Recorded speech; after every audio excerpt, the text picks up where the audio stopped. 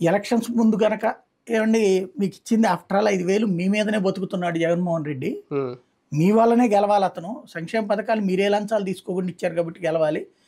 అట్లాంటి వ్యక్తి మీకేం చేశాడని నేను వస్తే మీకు అందరికీ ఓ 15,000 10,000 రూపాయలు ఇస్తానని ఇప్పుడు ఏదైతే చెప్పారో ఆ ముక్క ఆ తరంలో చెప్పుంటే ఒక వర్కౌట్ అయ్యేది. ఎప్పుడైతే ఆయన తిట్టిపోసి ఇద్దరు తిట్టిపోసి ఈవెన్ బీజేపీ కూడా వ్యతిరేకించింది కదా వాలంటీర్ వ్యవస్థని, అంతా చేసి వద్దన్నారు అంతవరకు. ఆ సిచ్యుయేషన్ నుంచి ఎప్పుడైతే కథ మారిందో ఇప్పుడు ఏం చేయాలి, వాలంటీర్ వ్యవస్థకి మేమే అండ అని ఇప్పుడు వాళ్ళ పత్రికలు ఏం రాస్తున్నాయి. మొన్నటిదాకా ప్రతిరోజు ఈనాడు ఆంధ్రజ్యోతి రాయని రోజు లేదు.